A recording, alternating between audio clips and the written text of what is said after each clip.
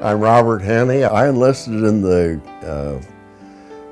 148th Infantry of the 37th Division, the High National Guard, on November the 14th, 1938. Yeah, I was first lieutenant in the 2nd Battalion, the 115th Infantry of the 29th Division on June 6, 1944, and landed on Omaha Easy Green at about 10 o'clock in the morning.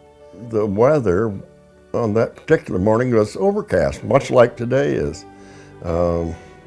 We were in what we called the concentration area. And this is our 12 LCILs that had the regiment on board. Went around in a circle and continued in that circle until we headed for the beach. When we got straightened out and came out of the circle, we went by the old Texas, the battleship, and she fired broadside, at the French coast. I'm not sure just where, but you could feel that wave.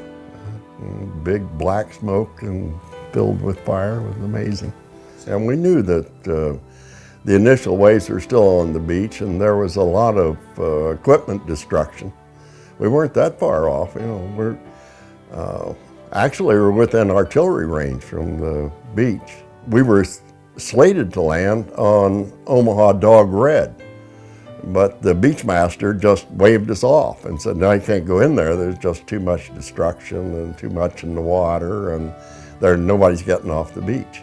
St. Laurent-sur-Mer was our first objective. And my job as platoon leader of the Pioneer and Ammunition Platoon was to get through St. Laurent-sur-Mer, go to an orchard on the other side, and make sure there weren't any mines there. If there were, to take them out, because that was designated as a de-waterproofing area for our vehicles that were coming in later. As to what we were thinking about, I think essentially, at least for myself, what I wanted to do is get off that damn boat. When you're just a passenger, your destiny's in somebody else's hands. That's really not where you want to be. When we found out where we're going, to Easy Green, we were anxious to get there because our unit, the 116th Infantry, was getting they took a tremendous number of casualties.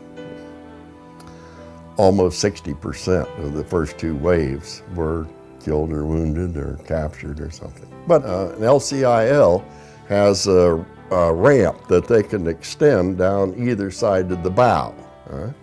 And the port, or left side, was the side that I was going down.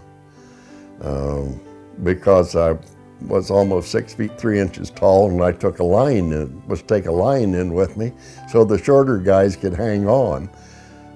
But this was a Coast Guard crew on our LCIL, and they put her so far up on the beach that I got off in water that was just up to my waist, so didn't need any lines. We proceeded up the bluff to where the current American Cemetery is, on that side, and then swung toward St. Laurent-sur-Mer. That is to our right or west on the beach. There were a lot of damaged LCVPs, or Higgins boats. Oddly enough, the 16th Infantry was off course, and they didn't land there. They landed closer to the dog beaches. We could see the bodies on the beach all right, but there wasn't anything we could do to help them. I guess when they saw us turn toward the beach, and they know we're coming. Then I saw machine gun fire. It looked like rain out in front of the boat, and I didn't really think much of it until it hit the ramp in front of me. Then I thought something of it.